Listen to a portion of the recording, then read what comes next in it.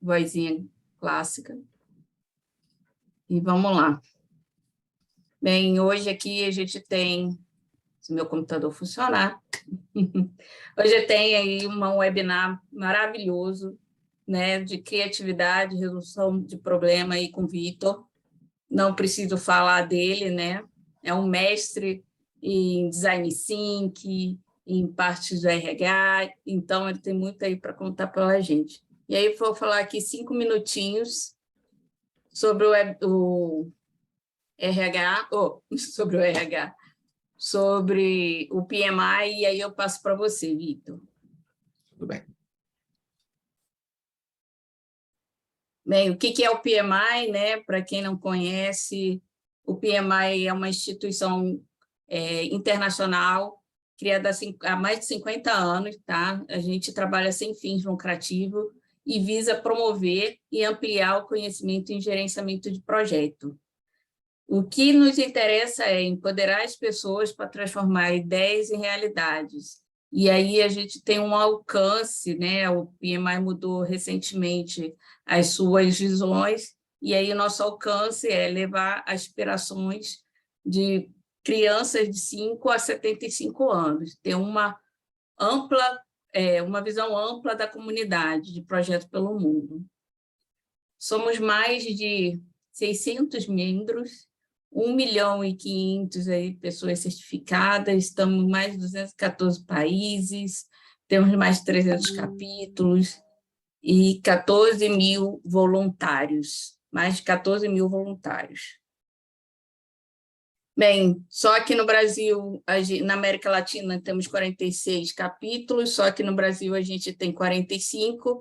Um deles é o PMI Goiás, que não está só aqui em Goiás, mas também em Tocantins e Mato Grosso, levando esse conhecimento de projeto. Falando um pouco aqui das nossas visões, né? Aí temos a parte de filiações, que aí a gente tem uma grande vantagem, né? Quem é filiado, não só do PMI, também do capítulo, né? Que é receber desconto em provas, né, de certificações, ter uma gama de informação dentro da comunidade, participar de eventos, conferências com desconto ou até gratuitos, né? Consegue fazer download gratuito do livro, né, do guia PMBOK, né, que se você não for filiado, você tem que pagar por isso. Tem outros acessos a vários materiais, né, como ferramentas, templates, né, que a gente já está atualizando aqui no capítulo recentemente isso, e atualizado e recebendo sempre uma publicação aí do PMI, né? No capítulo também temos as mesmas vantagens, sendo que você pode também participar de eventos exclusivos como esse e outros do capítulo, né? Se juntar à rede, à nossa comunidade de GP local, né? E dependendo do evento que você participar, também você ganha, né? Tudo em troca o certificado para que você possa colocar lá no seu PDU, né? Além de oferta de valores, que aí a gente tem aqui a parte da continuidade de negócio, gestão de projeto para iniciante, e ágil no PMO, que aí a gente tem aí o ACP e o DA, recentemente.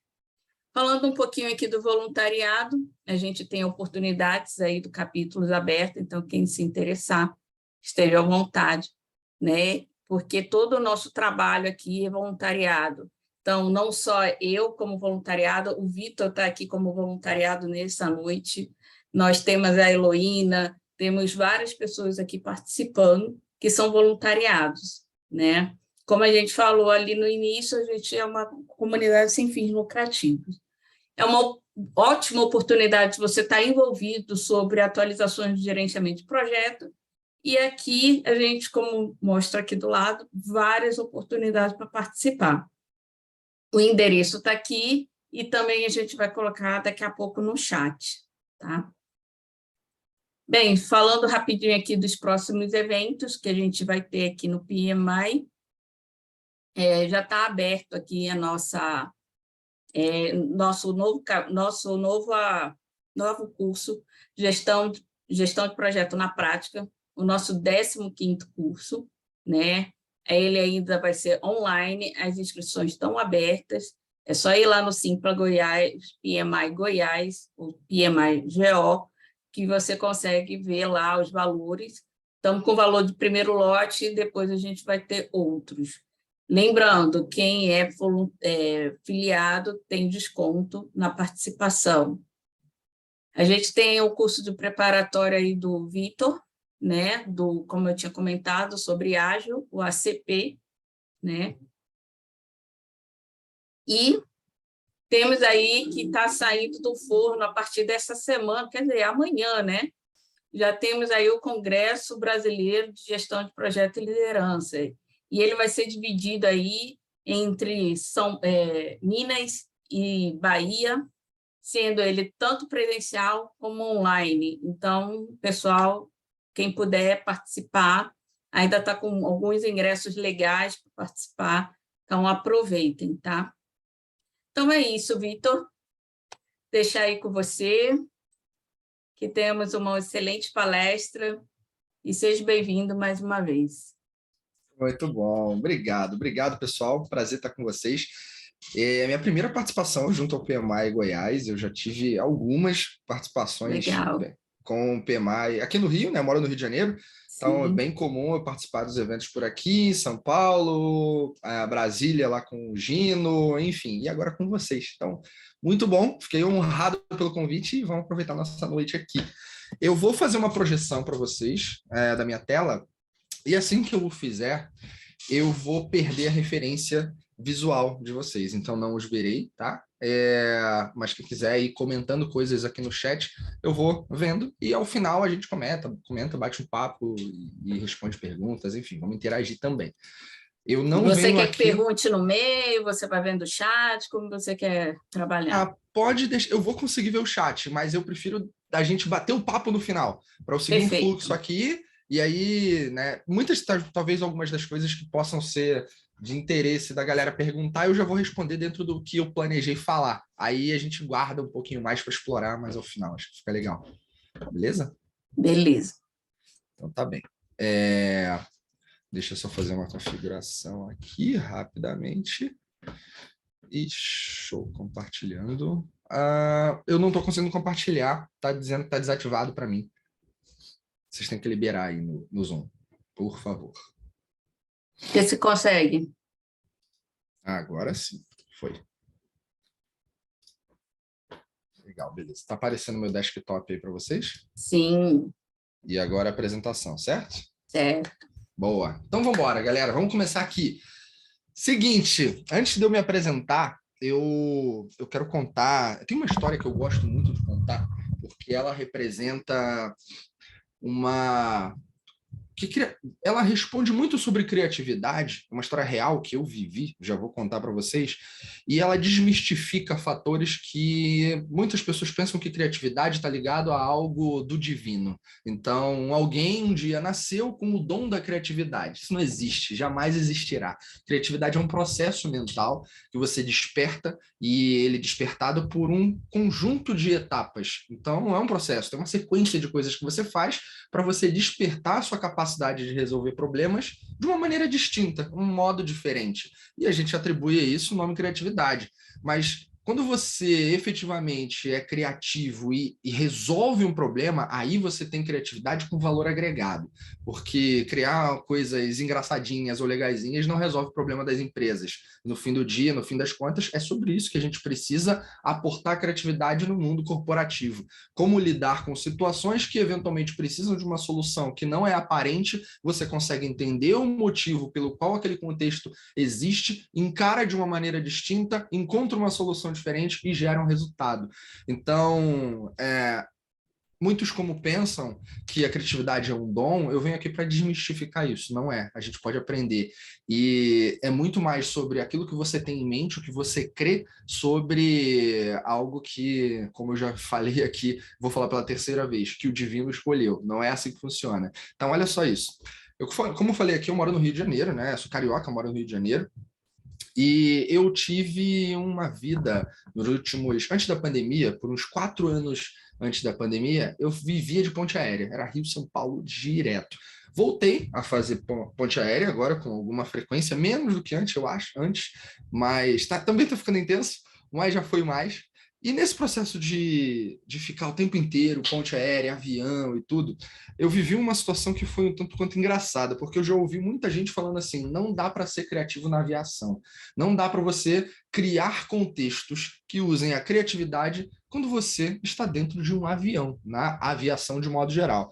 E o que aconteceu aqui nessa história que eu vou narrar para vocês desafia toda essa lógica. Bom, estava eu em São Paulo, sexta-feira, era 2 da tarde, voltando para o Rio de Janeiro.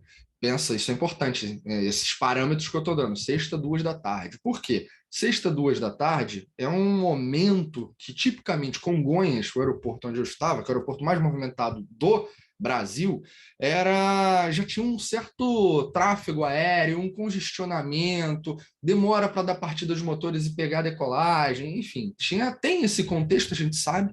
E o que aconteceu é que nessa bela sexta-feira aí, eu fiz um voo com a Latam, e não tem nenhum problema em falar o nome da companhia aérea, até porque eu vou falar algo bom aqui. E aí, 2 horas da tarde, eu ali no avião, o comandante entra e ele começa a falar, e ele fala o seguinte: atenção, senhoras e senhores, sejam muito bem-vindos ao voo número tal. Eu sou o comandante Barbosa e terei um enorme prazer em levá-los para a cidade maravilhosa nesta bela tarde de domingo. Só que era segunda. Aí as pessoas já pararam, se olharam assim no avião e falaram: o que está acontecendo aqui dentro? Tem um maluco ali, né? Só que naquele momento que ele conseguiu a atenção de todos, parou meio segundo, 1 segundo no máximo, ele volta e fala: pessoal, vocês acham que eu sou louco, né? Pode confirmar para mim, vocês acham que eu sou maluco, né? Mas não, fiquem tranquilos, eu sei que hoje é segunda-feira. Mas não era segunda, era sexta. Então, naquele momento, todo mundo já percebeu, porra, ele tá brincando, ele tá aqui dando um quebra-gelo com o pessoal. E depois volta ele e fala o seguinte: não importa se hoje é segunda, domingo ou como é sexta-feira, é um enorme prazer estar aqui, poder levá-los até a cidade maravilhosa e tal, e tal, e tal, e tal. Então ele trouxe algo que fugiu do script. Eu não sei o quanto vocês têm o hábito de voar, ou, enfim, conhecem todos os protocolos, ou o mínimo básico na aviação. Mas todas as vezes que você vai entrar no avião, você vai ter o comandante falando o básico que ele precisa falar, basicamente um texto escrito, e que ele tem que pensar alguns pontos. O número do voo, agradecer as pessoas por estarem ali, dizer que o ar-condicionado agora, em tempos de pandemia, ele tem uma filtragem de ar diferente, etc, etc, etc. Isso é protocolo, é padrão, ele tem que dizer. Então, esse cara, o comandante Barbosa, ele fugiu o script. Ele não falou aquilo que todo mundo fala, mas ele falou de um jeito diferente. Ele até falou o que todos falam, mas de uma forma diferente. E aquela forma diferente capturou a atenção de todo mundo ali. E aí cabe destacar que naquela época, a Latam, e tal como algumas outras companhias aéreas, eu estou falando de 2019 isso, tá, gente? Esse episódio foi em maio de 2019, me lembro bem. A Latam, ela vendia tudo a bordo. O café era pago, um biscoitinho era pago, tinha um negócio chamado Mercado Latam. E eu sei porque eu viajava de Latam com frequência. A água era de graça, era a única coisa de graça. Então, grava essa informação também. Comandante Barbosa continua a conversar com a gente e fala assim: olha só, pessoal, a gente vai pegar um pouquinho aqui de aguardo, de espera até da partida dos motores, porque é sexta-feira, tem um tráfego aéreo um tanto quanto intenso aqui em Congonhas, típico para esse dia, mas fiquem tranquilos, eu sou uma pessoa um tanto quanto carente e eu quero conversar com vocês enquanto a gente espera. Conversar é bom, né? Vamos nos conhecer aqui um pouquinho. Juro para vocês, ele falou desse jeito. E aí ele continua na conversa e todo mundo já interessado em, pô, quem é esse cara que aborda aquilo que todos fazem de um jeito, mas ele faz diferente. E quando ele volta para o microfone, começa a falar, né, lá no rádio, ele fala assim: olha só, pessoal, a cidade do Rio de Janeiro está fazendo 30 graus agora. Aqui em São Paulo a temperatura não é diferente, 29 graus. Sei que algumas pessoas andam de avião com casaco, blusa, né? Casaco, elas querem se proteger do frio, mas não faz sentido para mim você estar de casaco numa cidade que está quente e está indo para outra que está quente também. Não preciso usar casaco no meu voo. Então eu configurei a temperatura do ar-condicionado para 23 graus. Se não tiver bom, avisa a tripulação que eu mexo aqui, tá tranquilo. Você já parou para pensar que alguma vez algum comandante na vida virou e perguntou para você se a temperatura estava boa? Não, mas esse cara perguntou. E aí depois ele fala assim, que eu achei extremamente engraçado. Ele falou, pessoal, o tempo está um pouco fechado, embora esteja quente, mas está um pouco fechado, a gente deve pegar alguma turbulência aqui pelo caminho, há uma previsão mas aproveitem, inclusive, o balancinho da aeronave, você que almoçou agora há pouco, dá uma mimidinha. Sabe o que é isso? O cara tá falando para as pessoas dormirem. Mimidinha? Eu nunca imaginei que um comandante, uma companhia aérea ia mandar uma dessa, mas ele falou. Então, quando você vê que tudo o que ele estava fazendo naquele momento era promover na jornada que o cliente tinha, puta, eu tenho que esperar porque está atrasado, está congestionado. Ele criou um cenário de entretenimento ali, porque as pessoas riam, as pessoas se divertiam, as pessoas ficaram tranquilas, elas começaram a conversar umas com as outras. Aquele lance de você estar no avião e todo mundo só olha para o seu próprio celular não existia. As pessoas estavam concentradas no comandante e na experiência que ele estava promovendo. E aí, enfim, deu partida no motor, eu vou encurtar a história. Deu partida dos motores, chegou lá, já estava em voo de cruzeiro, volta o comandante Barbosa e fala assim, pessoal, voltei, a minha carência hoje está muito forte, então vamos conversar mais um pouquinho. Eu quero explicar para vocês como funciona um avião. Sabe como é legal? É que eu, nesse exato momento, poderia estar dormindo, eu não preciso fazer nada, porque essa máquina de algumas toneladas está fazendo todo o trabalho que ela precisa fazer sem mim. Acredita nisso? Eu estou aqui é porque, caso ela não dê conta, eu sou melhor que ela, né? Convenhamos, eu tenho 40 anos de aviação. Ele começou a brincar com aquele contexto e falando que tem piloto automático, que o avião carrega tantos litros de combustível, voa a tanto de altura, numa velocidade específica. Começou a conversar com as pessoas e todo mundo prestando atenção. Estava tão divertido voar naquele voo que, lembra que eu falei que tudo era pago na Latam, né? Passou o mercado Latam. O que tinha de gente comprando Heineken naquele avião, eu nunca vi tanta gente comprando cerveja naquele voo. Num voo, né? E eu fazia muitos. E por quê? Porque as pessoas estavam se sentindo à vontade para dar um passo além da experiência que elas já compraram, porque você comprou a passagem para estar ali. E elas se sentiram bem para dar o próximo passo, comprar mais. Eu quero mais, porque essa marca está me entregando algo que eu não esperava. Esse cara é o responsável por representar essa marca e fazer algo único aqui dentro, que não é só me levar em segurança do ponto A ao ponto B, mas é criar uma experiência que eu não imaginava que podia acontecer. E ele foi lá e fez. E nisso, todo mundo comprando. O cara do meu lado comprou 2 cervejas. Achei que ele ia me dar de presente, mas não, eram as 2 para ele mesmo.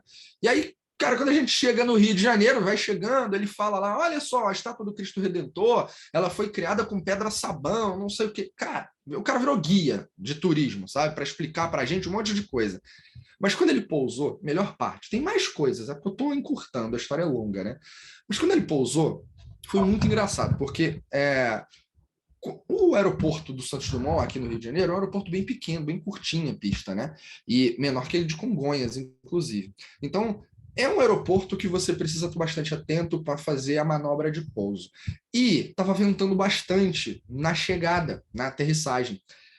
Então, ele fez um pouso que é aquele pouso manteiga. Sabe o que é o pouso manteiga? Quando você bota o pneu do avião na pista e mal sente que ele bateu, porque tem alguns comandantes, que alguns voos que tu mete, o cara parece que joga o avião na pista.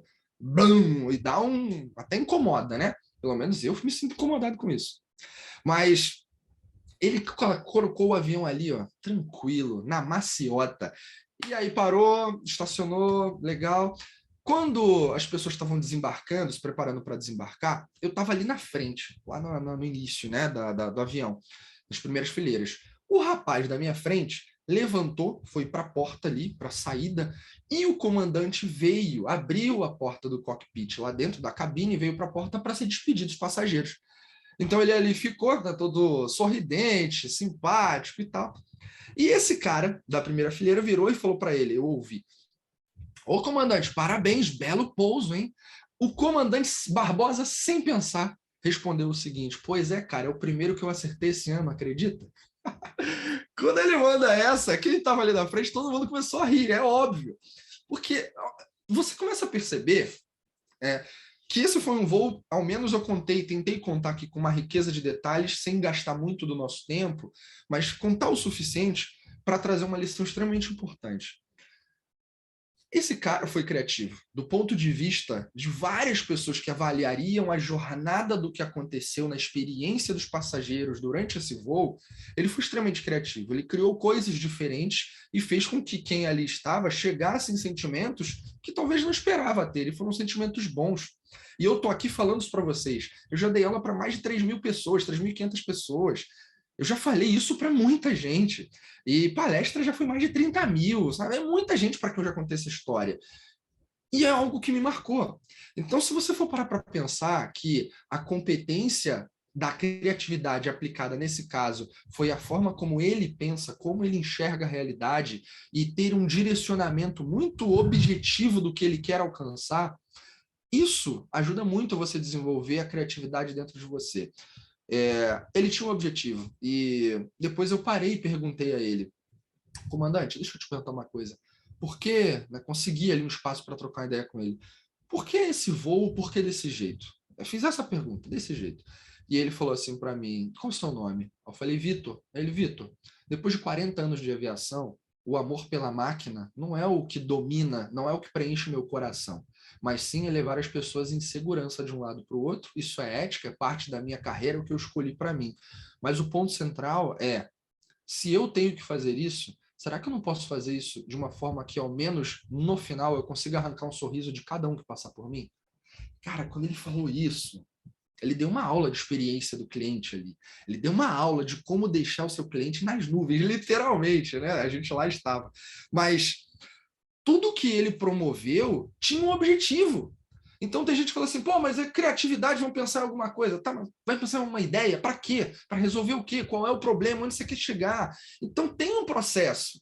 Eu tenho um objetivo, eu sei onde eu quero chegar, tem um problema que existe atualmente. Você tem que ter um mapeamento de cenário e ter informação para você propor soluções. Não existe criatividade sem repertório. Você precisa ter repertório, você precisa ter ferramentas que te ajudem a compreensão contextual, cenário, dores, necessidades das pessoas, dos envolvidos, e aí sim vem a solução. Tem muita gente que se apaixona por uma ideia e depois tenta arrumar problema para encaixar aquela ideia. Isso que muitas startups fazem e por isso fracassam, porque elas tentam, a partir da cabeça do empreendedor, maravilhosamente ele acha que tem uma ideia, né, incrível, e fala assim, pô, vamos agora botar isso na rua. Tá, mas não tem mercado, porque não tem problema. Esse problema não existe, está só na sua cabeça. Então, se a gente for perceber que nós colocamos os carros na frente dos bois, é por isso que nós não somos criativos. Nós somos ansiosos de modo geral, nós queremos solução de maneira efêmera, muitas vezes. Não, me dá uma solução rápida. Cara, uma solução rápida é uma solução que não é sustentável. Quando você pensa em algo rápido, é uma solução que é uma peneira. O sol continua passando. Você está cobrindo, mas o sol está chegando ainda. Não funciona, ou não funciona a longo prazo. Então, esse aspecto cultural direcionou a gente a não nos tornarmos reais resolvedores de problemas.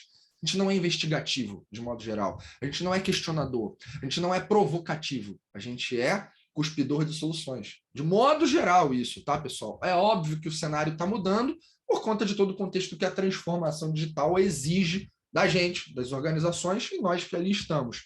Novas formas de pensar, gerar valor, né, novos negócios e tudo. Então, isso aqui, galera, só introdução. Basicamente, estou em 20 minutos para falar da introdução, mas deixa eu falar aqui rapidinho de mim. Eu sou diretor de inovação, agilidade e cultura digital da Verity. A gente é uma aceleradora de soluções digitais.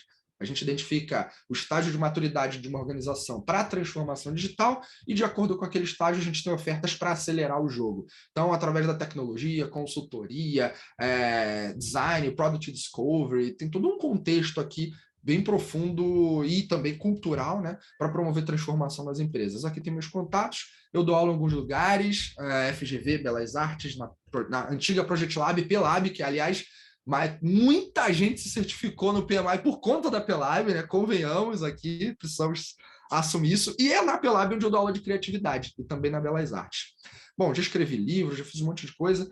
E apesar de ser designer, eu me formei em neurociência, antropologia, psicologia, busquei tudo isso para aumentar o meu repertório sobre pessoas, o que funciona, como funciona para as pessoas, entender cérebro. Isso é o que me traz paixão. Fui responsável por vários projetos de transformação aqui no país, dentre eles, talvez o principal, Sul América, a Águia Branca e as AIS, a gente acabou de ganhar prêmio agora no Agile Trends, então tem muita história legal para contar. Mas vamos avançar aqui.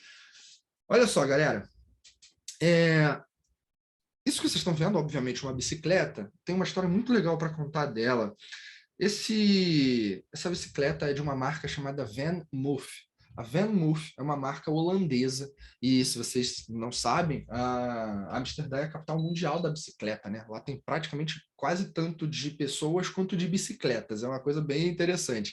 Mas, enfim, essa marca de bike, ela é bastante famosa e ela tem uma tecnologia embarcada ali dentro que a gente não consegue ver, mas que à medida que você pedala, ela tem um pedal assistido. À medida que você pedala, ela vai ficando efetivamente mais leve e mais rápida.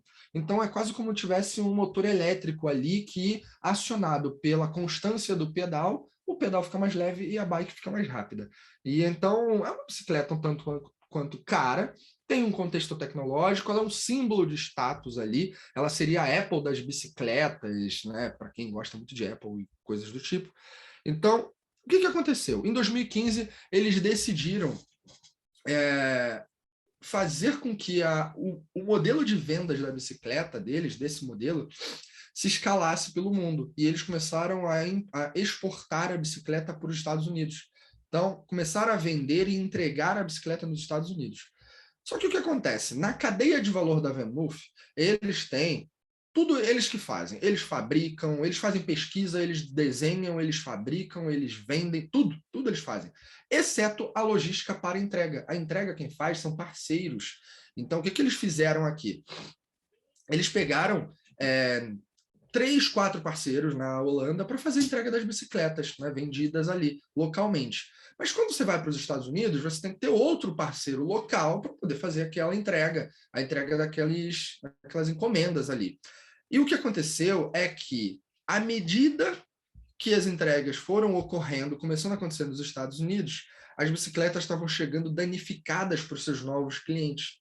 Então, os clientes começaram a ficar irritados com isso, e não apenas irritante para o cliente, mas ficou caro para a empresa, porque, pô, se está chegando quebrado, tem que trocar, né? E eu estou em outro país agora, a cadeia de distribuição é diferente, os meus custos são mais altos para lidar com esse contexto de mandar a bicicleta para lá. Então, eles não podiam ter tanta certeza se era a culpa dos manipuladores, dos entregadores, né?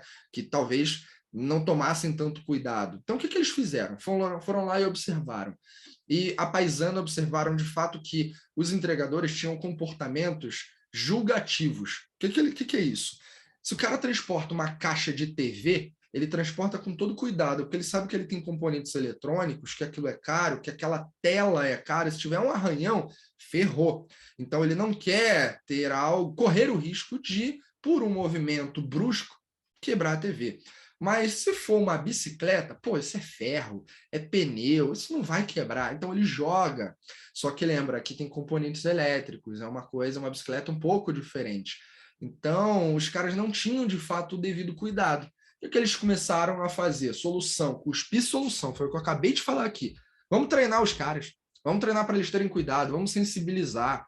Não existe nada pior do mundo do que treinar quem não quer ser treinado. Isso é terrível para quem treina e é terrível para quem está lá, porque aquilo parece um castigo. Então, era o que estava acontecendo com os entregadores, parceiros dessa empresa, que ali assumiu esse papel de fazer entrega. Treinou as pessoas? Não deu em nada. Continuou chegando quebrado, torto, amassado. Os relatos eram bizarros. Depois eles tentaram o seguinte, vamos trocar de fornecedor, vamos trazer outro. Traz outro. Mesma coisa, continua acontecendo. E aí eles entenderam também que as entregas, muitas vezes, o transporte entre centros de distribuição, o lugar de coleta, levar para o caminhão, enfim, tem todos esses aspectos logísticos, eles muitas vezes aconteciam no início da manhã, ou seja, na madrugada ainda. Então os caras sentavam o pé com o carro, sabe, com o caminhão, não tem ninguém na estrada, não tem ninguém na rua, o que também podia ser prejudicial para transporte desse tipo de equipamento. Então o que aconteceu? Eles se reuniram, falaram, a gente já tentou um monte de coisa, vamos elaborar algumas ideias e tentar resolver esse problema. Então, olha a sua importância de você ter uma estrutura clara. Qual é o problema? Qual é a dor? As bicicletas estão chegando quebradas nos Estados Unidos, né, nos compradores dos Estados Unidos. Fato 1, não somos donos da cadeia de valor da entrega desse pedaço. Não conseguimos, através de treinamento, sensibilizar os entregadores, continua dando no mesmo. 3, não adianta a gente pensar, por exemplo, em caixas de metal, uma caixa mais robusta, que mesmo você jogando, ela não danificaria o objeto ali dentro, mas, porra, se você tem uma caixa de metal, alumínio, sei lá o quê, isso fica caro. Aí você transfere esse preço, esse custo para o cara na ponta. Não é legal. Então, a consequência disso, não dá para viabilizar, porque eu vou aumentar muito o preço. Uma boa ideia, gravem isso, é uma ideia que pode, é que ela, primeiro, resolve um problema, mas quando posta em prática, ela tem que ser viável do ponto de vista técnico e do ponto de vista financeiro. Dá para fazer? Eu tenho tecnologia? É barato? Então, para pensar, o problema de transporte no mundo poderia ser resolvido com teletransporte. Aí vem uma pessoa e fala, pô, que ideia brilhante, você é muito criativo. Você não é nada. Uma ideia é boa quando ela pode ser construída. Teletransporte não dá, não tem tecnologia para isso. E mesmo que tivesse, provavelmente seria muito caro e não seria acessível, comercializável, então não dá para fazer. Ponto. É simples assim. É assim que se pensa criativamente. Eu tenho um problema e o problema eu tenho que me apaixonar por ele. E através de muitas tentativas, de hipóteses de solução, com microtestes, eu vou encontrar uma solução que faz sentido. Isso é muito dentro do contexto da agilidade, né? Amplamente usado no contexto da agilidade. Testes de hipóteses, Lean Startup, Design Thinking e várias outras coisinhas que estão dentro de um grande pacote que usa o aspecto cognitivo da criatividade para gerar valor. Então, o que eles fizeram?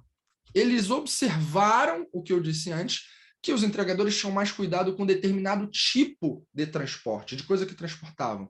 Então, eles tiveram a seguinte ideia: e se a gente colocasse a nossa bicicleta numa caixa de televisão, parecendo que é uma televisão, que os caras vão transportar direito? Olha o que eles fizeram.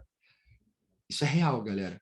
Eles pegaram a caixa de TV, eles estamparam a TV ali, né? Tá impressa a TV, e dentro da TV tem a bicicleta. E tá lá, ó, VanMoof Electrified S, que é o modelo da bike, e aí ele Outsmart the City, né, que é o slogan dos caras, da marca de bicicleta. Só que repara, ela é literalmente uma caixa de TV, a bicicleta tá dentro. Então ali no cantinho, se vocês conseguirem reparar, no canto superior direito, tem ali, ó, estilado para cima, tem o guarda-chuva, que não pode molhar, né, tem que cuidar disso, transporte com as duas mãos, é frágil, tem o desenho daquela taça que quebra, é frágil. Tudo isso são simbologias já pertencentes a quem transporta esse tipo de coisa. E se esse tipo de coisa é transportado com cuidado, ninguém quebra, pô, será que a gente não pode transportar esta realidade para a realidade das nossas bicicletas? Essa foi a ideia. Combinar, isso é uma técnica, galera. Gravem isso, que isso é uma... Eu já estou mostrando um case e ensinando uma técnica. Uma técnica chamada mashup. Mashup é combinar coisas, mashup. Imagina assim, ó, eu quero criar uma barbearia, eu não sei em Goiás, mas aqui no Rio, em São Paulo, tem muitas as barbearias gourmet. Sabe aquelas barbearias que tem sinuca, que tem videogame, que tem chopp, que tem um monte de coisa? O que os caras pensaram? São tipicamente barbearias, né? O salão voltado para o público masculino. Os caras fizeram uma avaliação e pensaram assim, pô, o que eu posso colocar de atrativo dentro da barbearia enquanto eu estou cortando o cabelo, fazendo a barba, tem gente na fila esperando, para o cara não ficar sentado sem fazer nada. Vamos entregar um entretenimento para ele? Tá, mas onde é que tem algo que seja tipicamente entretenimento masculino? Tipicamente, não exclusivamente, hein, galera? Então, tipicamente, pô, sala de jogos, videogame, sei lá, sinuca. Pô, vamos pegar tudo isso e vamos colocar dentro de um salão. Vamos colocar isso dentro de uma barbearia e vamos ver o que vai dar. Isso é o mashup. Então, pô, que barbearia. Tem um amigo que tinha uma barbearia, ele já apareceu até na época que era Caldeirão do Hulk, o programa lá. Ele foi lá e apresentou o salão dele, foi um dos primeiros. Ele fez exatamente isso. Ele pegou referência de um outro lugar para introduzir no dele. E olha o que eu falei, referência. Se você não tem referência, você não tem repertório. Criatividade é usar o teu repertório apontando para um problema. Qual é o problema? No caso dele, do salão, é criar entretenimento enquanto as pessoas esperam. Só que isso gera uma outra situação, que agora é, eu vou lá até para jogar, eu vou lá para passar um dia e me divertir com meus amigos. Virou um centro de entretenimento real em que as pessoas até cortam o cabelo. Pensa no smartphone. O que o smartphone hoje, ele até liga, mas tudo que ele faz de outras features ali é muito mais relevante muitas vezes. Eu, por exemplo, nem atendo ligação, nem adianta me ligar. Se quiser falar comigo, vai no WhatsApp. Fato, né? Meu padrão, meu comportamento, e ninguém precisa me julgar por isso, é só uma realidade que eu vivo. Então, hábitos mudam, pessoas mudam, comportamentos em sociedade mudam, e a gente tem que sempre observar isso, porque são as pessoas que têm as dores. Então, entendidas quais são as dores e as pessoas que têm essas dores, a gente tem que usar o nosso repertório, combinar referências de outras esferas que resolveram aquele problema, mas cada um no seu mercado, é uma técnica, mashup. Então, gravem isso. E aí, pessoal, avançando um pouquinho mais, o David Kelly é o cara que criou a maior empresa de design thinking do planeta. Ele tem uma frase, a Ideal, né, o nome da empresa dele, e ele tem uma frase muito legal, que é essa que está aí, né? Dividir o mundo entre criativos e não criativos é um erro. E por quê? Porque quando você separa quem é criativo de quem não é, você limita a capacidade de aumento de repertório do outro ser humano que você julgou não criativo. Porque você fala assim, não, você não é criativo, vai fazer tal coisa. Aí o que você cria dentro de uma organização, por exemplo? Clubinho dos criativos. Só aquela galera que pode ter ideia. Só que se você quer uma empresa realmente competitiva no mundo digital, inovação, por exemplo, não deve ser só uma área. Deve ser a forma como as pessoas respiram a capacidade e têm a capacidade de resolver problemas. Porque sabe qual é a diferença de inovação e criatividade? Inovação é a criatividade que deu certo. É a criatividade que efetivamente, posta em prática, resolveu um problema e gerou valor, gerou resultado. Se o valor é para dentro da empresa, para o cliente, seja para quem for, não importa, gerou valor, você pode considerar que é uma inovação. E outra, inovação não é você que se auto-intitula inovador. Inovação é algo que o mercado ou o cliente diz para você, cara, isso foi inovador. Inovação é uma consequência de um processo criativo bem aplicado e que realmente resolveu um problema. Então, não vem com papo de que tem criatividade algo só para artista, para quem trabalha com música, para quem trabalha com design, para quem não, porque fulano é criativo. Não é que fulano é criativo, é que você não acredita que você também pode ser porque você não conhece um processo que te permita ser criativo. E aí tem vários fatores. Tem o fator cultural da tua própria família. Se você teve uma família, né, enquanto você era criança, que te tolhia de todas as possibilidades, uma criança, pensa numa criança que é uma coisa extremamente interessante, ela não tem filtro. E se ela não tem filtro, muitas vezes ela não age da nossa forma como a gente age, porque a gente age baseado em uma série de riscos. Riscos que são dogmas, riscos que são tolices implantadas pela escola, muitas vezes, pelos pais. E muitas vezes até pela preguiça, tá? Mas o fato é, essas tolices que são implantadas na sociedade são regras da vida adulta, são necessárias ao mesmo tempo. Então, quando você é criança, você não conhece essas regras, você não conhece essas tolices, sabe qual é o resultado? Tudo é possível, tudo pode, é um mundo fantasioso. Então, quando você tira isso por ser adulto e viver um mundo de regras diferente daquilo que as crianças não conhecem, e óbvio, você vai introduzindo essas regras. Dependendo de como você introduz, você não só introduz regras para ela, você cria estigmas de que coisas não são possíveis. E aquilo, psicologicamente, faz no futuro com que aquela criança, agora adulta, se torne uma pessoa limitada, porque ela não consegue olhar para os lados, ela só olha para frente. Ela não consegue ver múltiplas perspectivas. Então, a criação afeta o teu processo criativo. Experimentar é algo extremamente importante. Deixar, por exemplo, a criança mexer com texturas, com sabores, experimentar coisas. Isso é o papel que o adulto tem com uma criança. Garantir que ele tenha um volume de experimentos suficiente ou o máximo possível para que lá na frente ele determine o que ele quer, o que ele gosta, o que ele vai fazer, mas ele jamais vai se esquecer de todo esse contexto de ser um grande experimentador, que é isso que a gente precisa agora. Então, Para ver que muita gente fala que a atividade artística é o que resume o criativo. Por quê? Muitos artistas plásticos criam expressões artísticas, uma peça ou um quadro, e que ninguém entende nada do que está ali, né? E fala assim, pô, então isso é criatividade, né? Algo completamente abstrato. Isso é mais do que a gente julgar que é abstrato. É a manifestação de quem ele é, do que ele pensa, sem filtros, sem se preocupar com o que você vai pensar. Então, eu estou entrando numa veia aqui que é mais humanizada, que é mais psicológica. Mas é importante ter consciência disso, porque isso afeta a falta de confiança criativa. As pessoas não têm confiança criativa. Elas não acreditam que elas podem ser criativas. Elas acham, como eu falei, que o mundo é separado em dois, quem cria e quem não cria. E aí, como é que eu desenvolvo confiança criativa?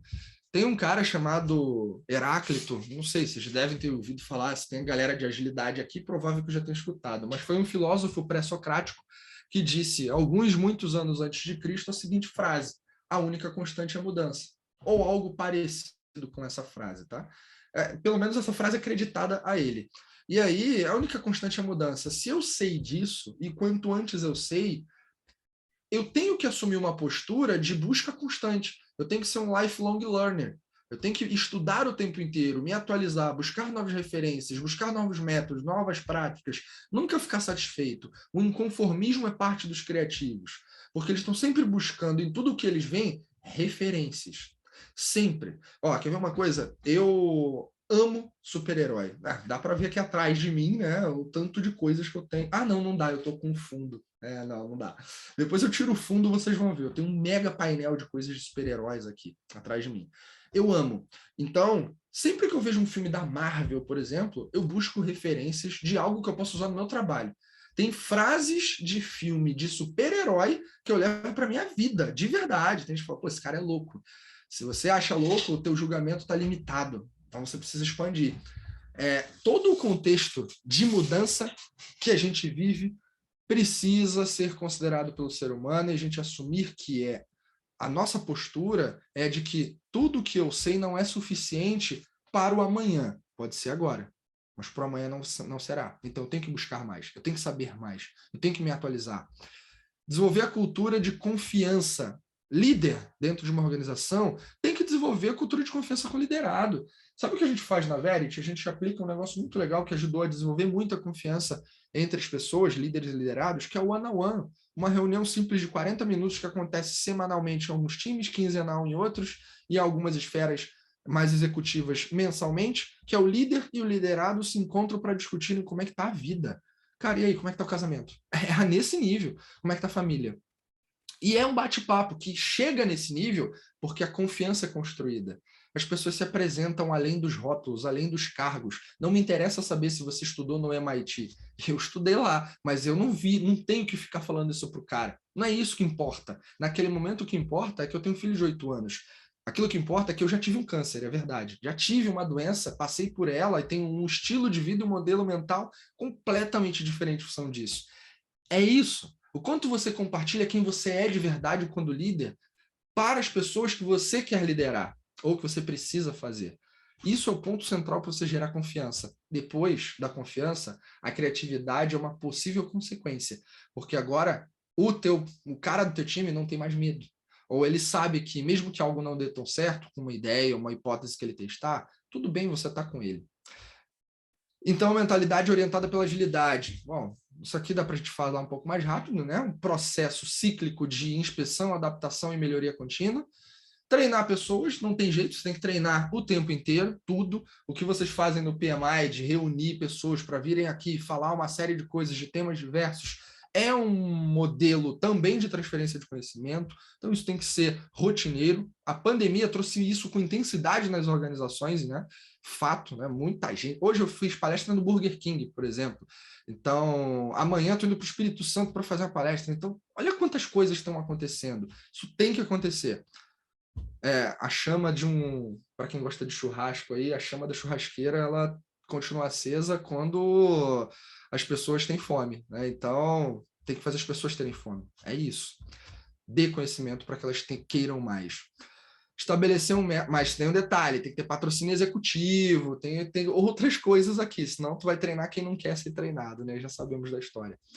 Você tem que estabelecer um método para resolver problemas. Eu recomendo muito que uma prática, um conjunto de práticas que ajude demais a tratar problemas é o próprio Design Thinking. Então, fica como uma recomendação aqui. Eu não sei se vocês já tiveram algum webinar a respeito do tema, mas é significativo a aplicação do design para encarar desafios, encontrar soluções diferentes para situações complexas. E o item 6, a gente tem que aprender a conviver com risco. As pessoas, quando lidam com o novo, elas muitas vezes entram em duas decisões, mas todas elas têm o mesmo padrão mental. Quais são as duas decisões? Ou eu luto contra o novo, ou eu corro dele. Só que repara que tem um padrão mental aí, medo. Você vai lutar ou correr porque você tem medo, porque o novo assusta. Eu não sei se aquilo que eu vou fazer vai me gerar valor. Senão, será que eu vou gastar tempo? Será que eu vou gastar dinheiro? Será que a minha ideia é boa? Será que vale a pena levá-la para frente? São tantas dúvidas que você, por não saber lidar com o medo, não sabe lidar com o risco e não consegue calculá-lo. Resultado disso, fica estagnado, para no lugar. É aquele que só concebe ideia, mas não põe no papel. Quem tira do papel, né? Colocar dentro do papel é fácil. Você tem um insight dormindo, acorda e põe lá, mas e executar? Então é esse o ponto, conviver com riscos. A gente precisa desenvolver uma cultura dentro das organizações orientada a experimentações. É o que eu sempre tenho falado aqui.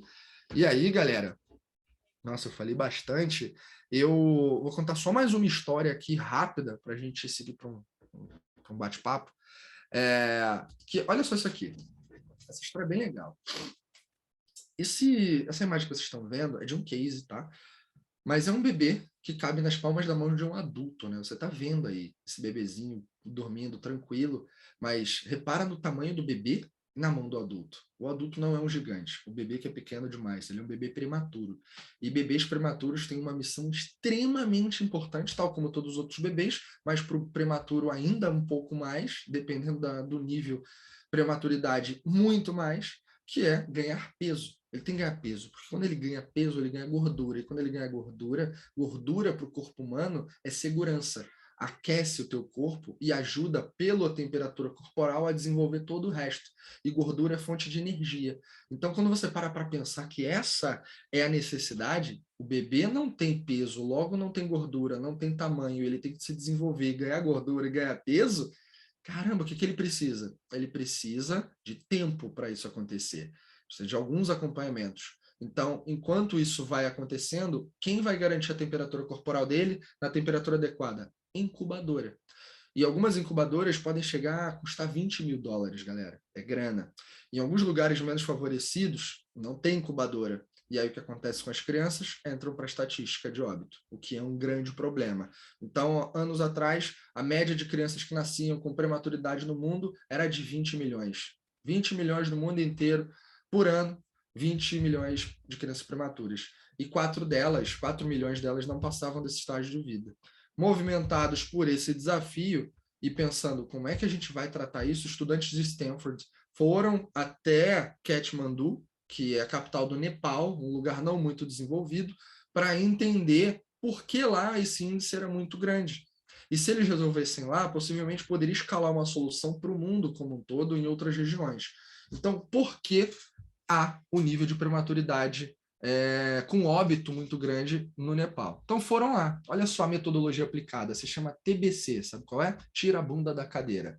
Sai de Stanford, vai para o Katmandu, vai para o Nepal. Chegam lá, começam a fazer o processo de investigação e eles vão em alguns hospitais ali um pouco mais humildes, encontram coisas como essa aqui, ó. Isso aqui é uma incubadora, galera. Uma estrutura basicamente de carpintaria que, com um colchãozinho e montado ali de madeira, a luz que está em cima foi projetada para gerar calor e, através do calor emanado pela luz, esquentar o corpinho do bebê.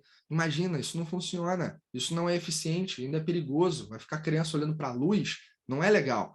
Então, a partir desse algo encontrado como isso, eles começaram a entrevistar algumas pessoas e essas pessoas falaram, tá, mas por que vocês têm essa estrutura aqui? Pô, porque aqui não tem incubadora. A gente não tem. Não tem incubadora no Nepal, não tem incubadora no Katmandu. A gente tem que improvisar, cara. E é isso, a gente não tem grana. Até que eles conheceram Satia, essa menina aqui da foto. Ela teve um filho prematuro, o filho dela quando nasceu, ela ali na região onde estava para receber os cuidados com o filho, ela recebeu a seguinte notícia: aqui a gente não tem o que fazer. Você tem que ir para uma cidade grande. A gente não tem estrutura. Reparem no fundo da imagem onde ela está. Você vê umas coisas ali, ó, de ferro, enferrujadas, né? Uma coisa humilde. Então não tinha estrutura para suportar a incubadora, que custa uma fortuna. E aí o que aconteceu? Os casebres locais que funcionavam como hospitais, né, fizeram essa recomendação para elas: tem que ir para uma cidade grande. E o hospital mais próximo que tem incubadora, que nós sabemos, fica a cerca de 6 horas daqui. Você vai precisar ir até lá. E ela foi. Nesse caminho, não deu tempo, infelizmente. O filho dela entrou para estatística e ela narrou essa história para os estudantes de Stanford. Ela foi entrevistada pelos estudantes. Ou seja, ela tinha um problema. O que os estudantes fizeram? Não sentaram no problema e ficaram imaginando o que eles poderiam fazer. Foram amar o problema, foram mergulhar no problema, foram sentir o problema pela própria veia, pelo próprio sangue, com o próprio olho, ouvir com os próprios ouvidos o que as pessoas sentem na condição do problema, como elas tentaram resolver o contexto, por que as coisas aconteceram, interagir, entrevistar com as pessoas daquele cenário. Foi isso que eles fizeram. E descobriram que tem hospital lá com incubadora. O que eles fizeram após a conversa com essa tia? Foram no hospital, a 6 horas dali, na grande metrópole. Quando chegam no hospital, o que eles encontram? Várias incubadoras, todas elas no plástico, praticamente não usadas. Conversaram com os médicos locais e descobriram o seguinte: a taxa de natalidade de crianças com prematuridade no campo é muito grande, nas regiões mais afastadas é muito grande, por questões sociais, efetivamente, por tipos de alimento, por condições financeiras, tem várias coisas que afetam a natureza a esse ponto. Então, elas não conseguem chegar aqui, é muito longe, é muito distante. E a gente não pode mandar as incubadoras para lá, não tem estrutura, tem lugares que nem energia elétrica tem. Então, o que eles pensaram? Olha só, eles chegaram lá pensando assim: caramba, não tem incubadora no Katmandu, no Nepal. A gente precisa criar alguma coisa para resolver esse problema. Depois de todo esse processo investigativo, que, como eu falo, é o TBC, tira a bunda da cadeira, eles descobriram que incubadora tem, só que ela está longe. Como é que a gente encurta essa distância? Esse se tornou o real desafio. E aí é onde eu quero chegar com vocês, porque eu vou mostrar a solução, mas muitas vezes a gente quer dar solução para um problema que, na verdade, é um sintoma. Muitas vezes a gente quer dar o problema para uma febre, né? Quer dar uma solução, um remédio para uma febre, mas às vezes o cara está com hepatite.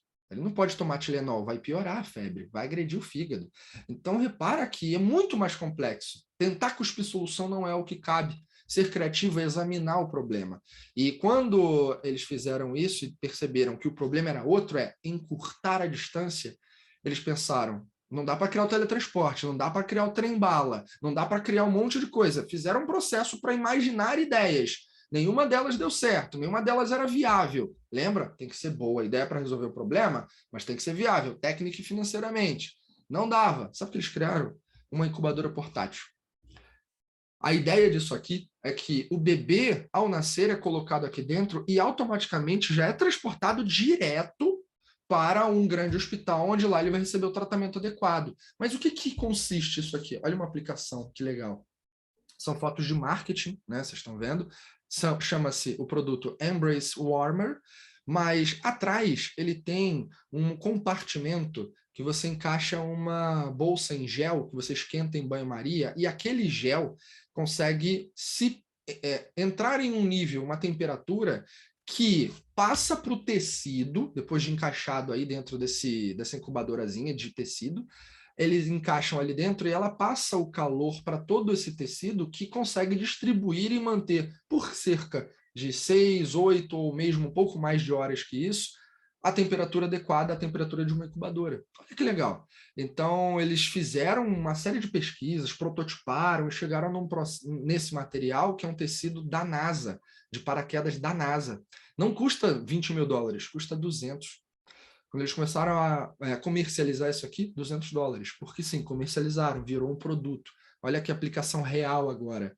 Então, tem vários modelos hoje, já criaram vários, tá? Depois podem procurar. Mais de 300 mil bebês ao longo, distribuídos aí em 22 países, pelo menos, foram contemplados com essa solução. E aí entra um ponto. Isso aqui, meus amigos, é sobre design. É o que eu acredito como um modelo de pensamento para resolver problemas. Porque design não é sobre projetar coisas. Não é, ou melhor, perdão, design não é sobre desenhar coisas. Não é sobre como as coisas se parecem. Não é sobre a beleza. É sobre como as coisas funcionam. Design é projetar. Não interprete por desenhar. Não é desenho, mas é projeto. E projeto tem problema para ser resolvido, tem objetivo para ser alcançado, tem pessoas envolvidas, tem linha do tempo, tem um monte de coisa, tem premissa, tem risco, tem restrição, não tem um monte de coisa. Então, dentro de um contexto que ainda é por experimento, por teste de hipótese, você tem que criar algo que faça sentido e não criar porque você tem que entregar o que está no cronograma. Então, galera, essa reflexão aqui do Amber Swarmer é para provar para vocês que a solução, ao meu ponto de vista, é maravilhosa. E eu estou dando não apenas uma opinião, mas uma opinião técnica de algo que resolveu problema. Mas não apenas é maravilhosa por isso, é porque ela seguiu um processo. Não houve um gênio que criou isso aqui, houve um processo investigativo, pesquisa, entrevista, vai checar com seus próprios olhos. No design thinking, o modelo de pensamento do design, tudo isso tem um nome. Você tem as entrevistas semi-estruturadas, entrevistas de profundidade, o shadow, que é o sombra, acompanhar o movimento das pessoas para aprender sobre o que elas fazem na jornada delas, viver a jornada propriamente dita, interagindo no processo. Tudo isso é método de pesquisa para te ajudar a fazer o que eu falei lá no início, aumentar o repertório. E aí você consegue ter ideias, porque você entende qual é o real problema e para de dar remédio para sintoma, para de tapar o sol com a peneira, resolve o problema raiz. Isso que eu estou falando aqui resolve 70% dos problemas ligados à criatividade nas organizações, para a criação de coisas, produtos, serviços, melhorias de processos. E para lidar com pessoas, tudo que você precisa fazer é talvez usar esse mesmo modelo de trabalho, mas para você com o outro, com o indivíduo. Entende o que o outro pensa, entrevista, entende e observa, coleta informação, não cospe solução. Cada vez que você faz isso, você perde uma chance de criar algo realmente diferente. O que eu quero dizer para vocês é que toda vez que você é efetivo no seu processo criativo, a inovação será uma consequência. Então, você pode ser considerado inovador se você for criativo, e criativo com um processo bem planejado, previsão de atuação com um modelo de trabalho. E para isso, acho que o mais fundamental é se libertar de preconceitos. Essa aqui é uma foto que eu tirei uma vez de um portão de um lugar próximo onde eu morava e que estava lá essa frase que acreditaram ao Einstein, né? É mais difícil quebrar um preconceito do que um átomo. Então, para a gente criar coisas únicas, diferentes, e se eu disse que para fazer isso é necessário você fazer pesquisas, ir além do que você conhece, é você ignorar solenemente o que você tem de repertório nativo e falar, peraí, deixa eu dar licença para o que eu acho e deixa eu ver, sentir, ver, fazer efetivamente o que o outro vive, o que o outro faz, porque aí sim eu vou ter repertório real para trabalhar. O que a maioria das pessoas tenta fazer é dar solução, perdão, para problemas com a perspectiva que apenas ela tem em mente. É o teu ângulo. Mas uma coisa que eu aprendi muito forte na vida é que cada um é perito da sua própria experiência. E outra coisa, você não é parâmetro. No máximo, você pode ser parâmetro para tua esposa, para teu filho, para teu marido, para tua mãe, para teu pai, tua avó, avô. Mas você não é parâmetro para o mundo. Então, o que você pensa não interessa. Mas o que pensa o teu cliente, isso é o que interessa. Vai lá e pesquisa.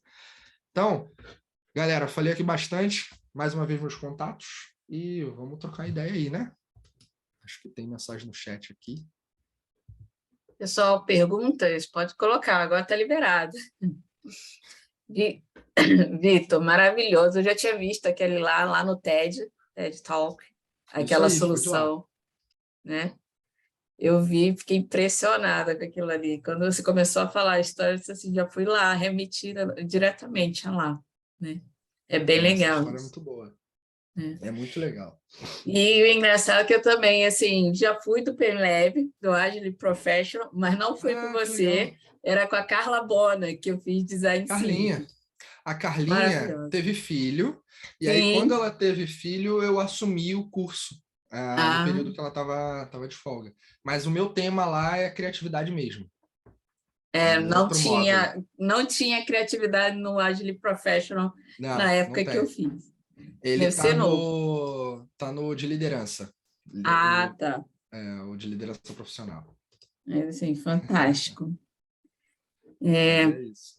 Eu tenho uma pergunta aqui, né, que veio lá do Simpla, que Sim, vamos lá. é como podemos implantar nossas ideias de uma forma diferenciada. Cara, essa é uma pergunta que acho que valeria a pena a gente trazer mais profundidade, né? Ó, olha isso. Eu precisaria perguntar mais a quem perguntou essa pergunta para encontrar uma forma mais direcionada de resolvê-la, né? E o que eu penso? A Lívia comentou aqui. Obrigado, Lívia. O que eu penso sobre implementar... Como é que é? Repete de novo, só para eu... Por favor. Deixa aqui de novo. Calma aí, que eu perdi. Como podemos implantar nossas ideias de uma forma diferenciada? Tá. Depende de quem é você dentro na fila do pão. Isso é bem importante, porque por mais que nós sejamos seres criativos, a gente lida num contexto corporativo, e corporativo tem regras e é a cultura que determina essas regras. Então, se você não tem uma relação com a tua liderança que permita você ter voz ativa, é difícil, né? Então, precisa ser considerado outros fatores aqui para responder essa pergunta. Você precisa ter, fundamentalmente, confiança, que é o que eu comentei de ter a confiança criativa, mas uma relação de confiança sua com a estrutura de liderança, que é tipicamente quem vai te permitir ou liderar alguma solução, ou criar alguma coisa, um projeto que exija uma decisão criativa, mas a cultura ela incide demais nesse aspecto. Eu gosto de dizer que o mais interessante é a gente ter uma cultura e a liderança promover isso com o seu próprio time, que tem a cultura corporativa, mas tem a cultura do líder com a sua equipe. Ela sofre inferências, né? Que é mais ou menos assim, cara, faz aí. Se der errado, pede desculpas, mas não gasta tempo me pedindo permissão. Quando você pede permissão, você, primeiro, não está deixando o líder ser líder. E o líder não está se permitindo exercer o seu papel, que é as pessoas precisam se desenvolver, né? Então, dar espaço a elas é a melhor forma que você pode permitir que elas desenvolvam o que você espera. Se você quer que a pessoa tenha responsabilidade, dê oportunidade dela ser responsável. É assim que funciona esse jogo, né? Óbvio, com consequências claras, eu diria, porque senão também as coisas podem se perder. Outra coisa, saindo agora do aspecto cultural exclusivamente, tem que ter método. Quer criar alguma coisa diferente? Você tem que ter método de trabalho. Você precisa ter uma visão muito clara de que se criatividade é um processo, qual é o seu processo? O que você faz para criar? Eu acabei de falar, eu não falei de design thinking enquanto metodologia aqui. Não era esse o propósito, mas é uma referência que abarca vários métodos. O design thinking é uma abordagem que tem vários métodos. Tem o método de design do MIT, tem o método de design do Google, o método de design da IBM, tem o método de design do Double Diamond. Enfim, tem vários métodos de design. Qual é o teu?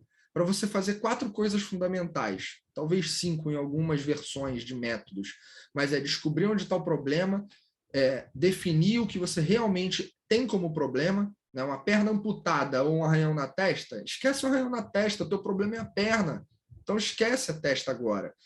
Então, definir qual é o problema, priorizar, desenvolver ideias e testar para entregar, né? Fazer protótipos e coisas do tipo. Qual é o teu método que vai garantir isso?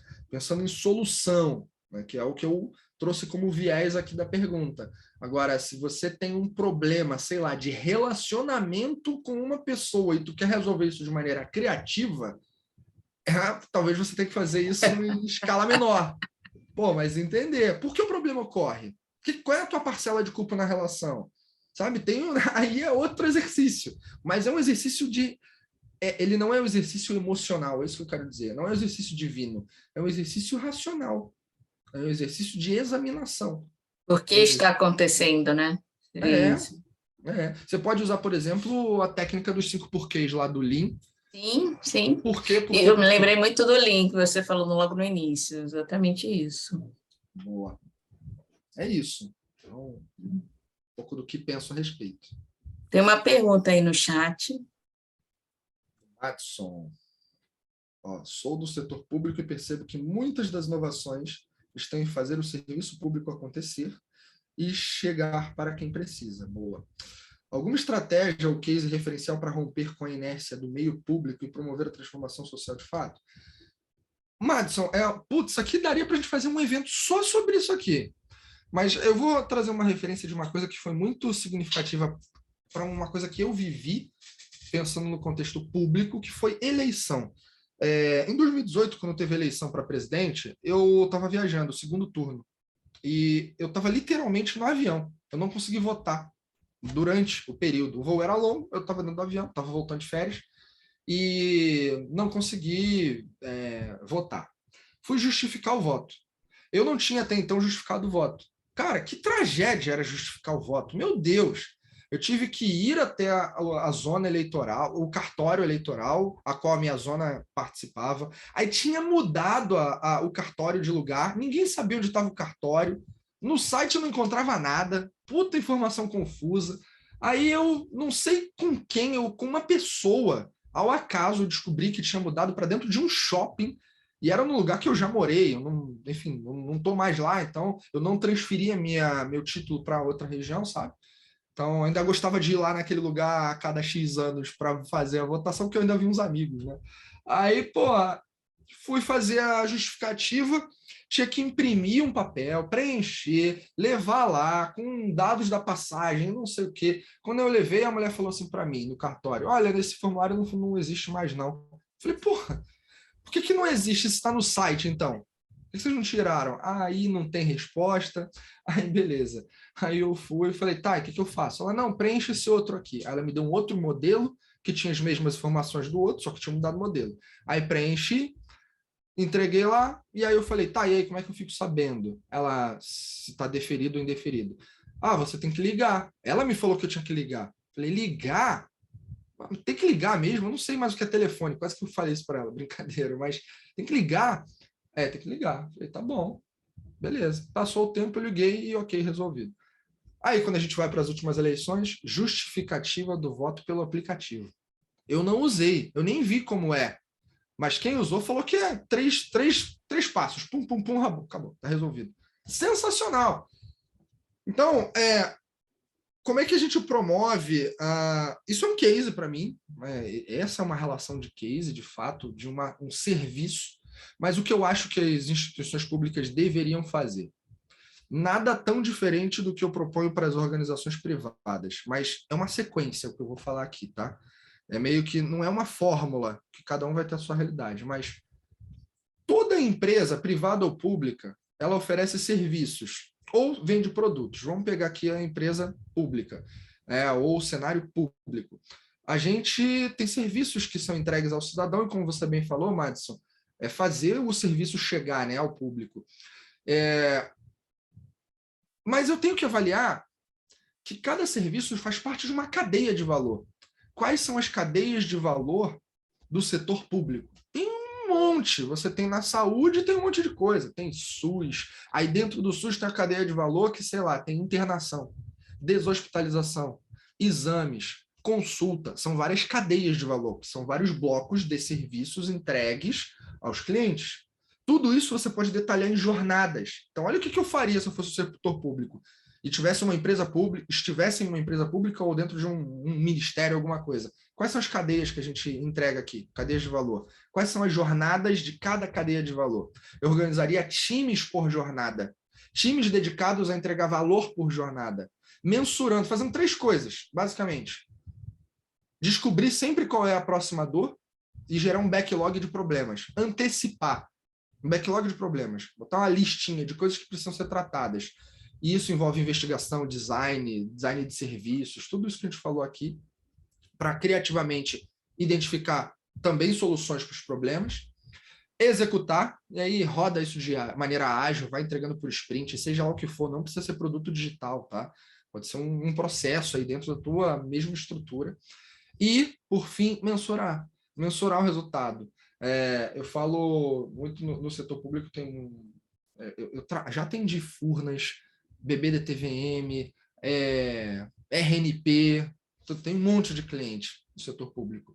E a gente vê muito comum querer medir, por exemplo, performance, levando para agilidade, só para citar como exemplo, medir performance de time por burn down, burn up, throughput e outras métricas dentro desse contexto, que eu acho legal para caramba, mas por que tu não mede se o serviço que você está ofertando para a ponta está gerando satisfação para o cliente? Para o cidadão lá no final. Tem um indicador chamado CSAT, que mede a satisfação do cliente. Tem uma outra métrica que é o NPS, que mede o quão satisfeito ele está com o serviço. Tem métrica de aquisição de serviço, ou de uso, ou de engajamento, número DAO, número de usuários ativos diariamente, sabe? Quando você usa esses números, você alimenta a percepção que você tem sobre os problemas. Alimentar ou estamos corrigindo problemas ou não, continuamos tendo problema.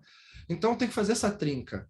Culturalmente, tem uma estrutura de trabalho que promova a discovery para levantar hipóteses e propor soluções, construir as soluções que fazem sentido e medir se elas estão fazendo sentido, para alimentar todo esse ciclo. Então, é o que eu acredito que deveria ser feito. Só que times assim performando por jornada, e cada jornada ligada a uma cadeia de valor. Cara, se a gente fizesse isso no setor público, eu não tenho dúvida, isso seria fantástico.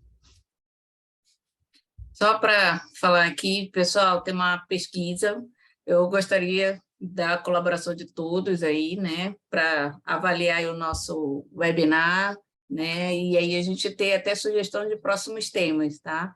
Então, estejam abertos aí para fazer a pesquisa. Eu acho que o Gilvan também fez uma outra pesquisa, uma outra pergunta aí também.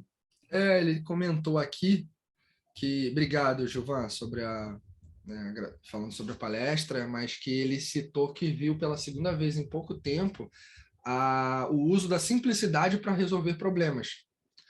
A gente já tem um mundo muito complexo, e complexidade, ora se encara com complexidade, mas a gente tem que botar uma coisa na cabeça. Muitas vezes a complexidade existe porque nós estamos fantasiando o contexto. E a gente poderia olhar para o contexto de maneira mais simples, mais objetiva. E às vezes isso não é feito. Né? Então, o gigantismo é algo que foi percebido algumas décadas atrás como algo de muito valor. Você pensa assim, empresas muito grandes, com muitos processos, com muitas pessoas. Antigamente, o que acontecia? Você sonhava em trabalhar em lugares assim, que é o corporate, ou é o privado, ou é o público enorme, é um negócio muito grande, pô, olha que legal. Isso era valorizado culturalmente. Mas quando você vê aí, porra, Nubank está crescendo, né? Mas até algum tempo atrás era ainda mais desejado, quando ainda era menorzinho. Porque o enxuto, o simples, o objetivo, é mais fácil você lidar com estruturas simples, porque você tem menos tomada de decisão, menos hierarquia, menos... Quer dizer, tomada de decisão você tem, mas ela é mais... Permite-se mais descentralização, tem menos riscos, é mais rápido você tratar com burocracias, que elas sempre vão existir, tem que ter um mínimo necessário. Então, o simples ele está se tornando algo culturalmente desejado. Fato.